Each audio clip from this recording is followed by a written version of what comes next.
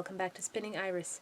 It is day 14 of Banned Book Month, which means it is time for chapter 14 of Candide by Voltaire. Now in the last chapter, Candide's past has caught up to him as the police have come to arrest him for the murder of the Grand Inquisitor in Lisbon, and now he unfortunately has to leave behind Cunegonde. Now let's find out what happens next. Are you ready? Let's go. Chapter 14. How Candide and Cacambo were received by the Jesuits of Paraguay. Candide had brought with him from Cadiz a valet of a type often found on the coasts of Spain and in the colonies. He was a quarter Spanish, born of a half-Indian father in the Tucumán province of Argentina. He had been a choir boy, a sexton, a sailor, a monk, a commercial agent, a soldier, and a servant. His name was Cacambo, and he loved his master because his master was a very good man. He quickly saddled the two Andalusian horses and said, "Come, sir, let's follow the old woman's advice. Let's ride away without looking back."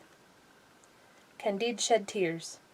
"Oh, my darling Cunegonde," he said, "must I leave you just when the governor is about to celebrate our wedding?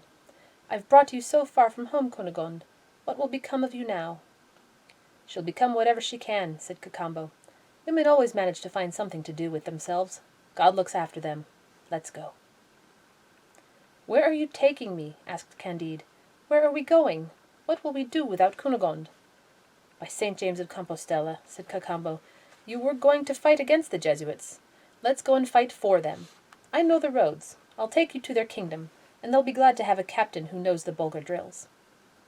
You'll make a tremendous fortune. If a man doesn't get what he wants in one world, he can find it in another. It's always a great pleasure to see and do new things." "So you've been in Paraguay before?" asked Candide. "I certainly have," said Cacambo. "I was once a servant in the College of the Assumption, and I know the Father's government as well as I know the streets of Cadiz.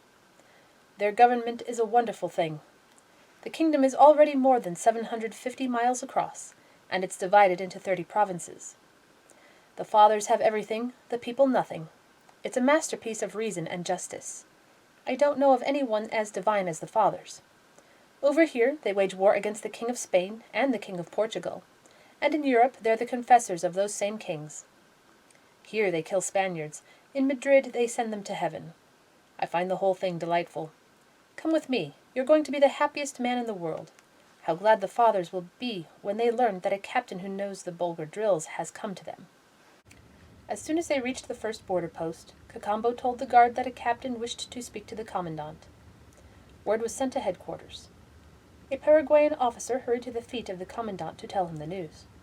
Candide and Cacambo were first of all disarmed, and their Andalusian horses were taken from them. The two strangers were brought in between two ranks of soldiers, at the end of which was the commandant, with a three-cornered hat on his head, his robe tucked up, a sword at his side, and a pike in his hand. He made a sign, and the two newcomers were instantly surrounded by 24 soldiers. A sergeant told them they would have to wait, that the commandant could not speak to them, and that the Reverend Father Provincial did not allow any Spaniard to open his mouth in his presence or remain in the country for more than 3 hours. "Where is the Reverend Father Provincial?" asked Cacambo. "He's gone to the parade ground after saying his mass," replied the sergeant, "and you won't be able to kiss his spurs for another 3 hours.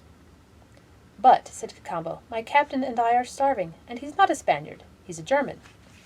Couldn't we have something to eat while we're waiting for his reverence?" The sergeant went straight to the commandant and reported this conversation to him. "God be praised," said the commandant. "Since he's a German, I can talk to him. Have him brought to my arbor." Candide was immediately shown into a shady retreat adorned with a pretty colonnade of green and gold marble, and trellis-work cages enclosing parrots, colibris, hummingbirds, guinea-fowl, and all sorts of other rare birds. An excellent meal had been served in golden vessels, and while the Paraguayans were eating corn from wooden bowls in the blazing sunlight of the open fields, his reverence the commandant entered his arbor. He was a handsome young man with a round face, a fair complexion, red cheeks, arched eyebrows, bright eyes, pink ears, and crimson lips. He had an air of pride, but it was not the pride of a Spaniard or a Jesuit. Candide and Cacambo were given back their weapons and their Andalusian horses, which had been taken away from them. Cacambo fed them their oats near the arbor, and kept an eye on them for fear of a surprise.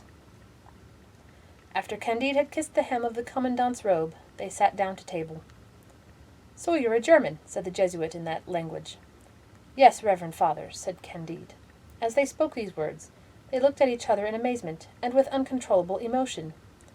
"And what part of Germany are you from?" asked the Jesuit. "From the dirty province of Westphalia," said Candide. "I was born in the castle of Thundertentronckh." "Oh, heaven!" exclaimed the commandant. "Is it possible?" "What a miracle!" exclaimed Candide.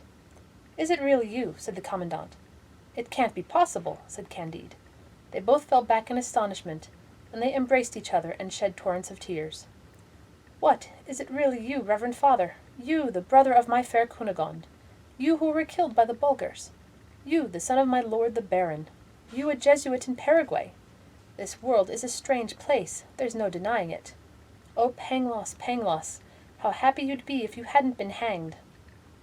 The commandant dismissed the black slaves and Paraguayans who were serving wine to them in rock crystal goblets. He gave 1,000 thanks to God and Saint Ignatius, and clasped Candide in his arms, while tears flowed down their cheeks. "You'll be still more amazed, more deeply moved, and more excited," said Candide, "when I tell you that your sister, Lady Cunegonde, whom you thought to have been disembowelled, is in the best of health." "Where is she?" "Not far from here, in Buenos Aires, with the governor. I'd come to make war on you." Each word they spoke during their long conversation brought some new wonder to light. Their whole souls flew from their tongues, listened attentively in their ears, sparkled in their eyes. Since they were Germans, they sat at a table for a long time, awaiting the Reverend Father Provincial, and the commandant spoke to his dear Candide as follows. That is the end of chapter 14. Woo! That's another surprise reunion. We hadn't seen Cunegonde's brother before. Don't know his name. I have a feeling we'll never know his name. But yeah, this should be interesting to find out what happened to him. And looks like Candide will have another companion. Maybe. But we'll find out tomorrow. Hope you'll come back and join me. Take care. Bye-bye.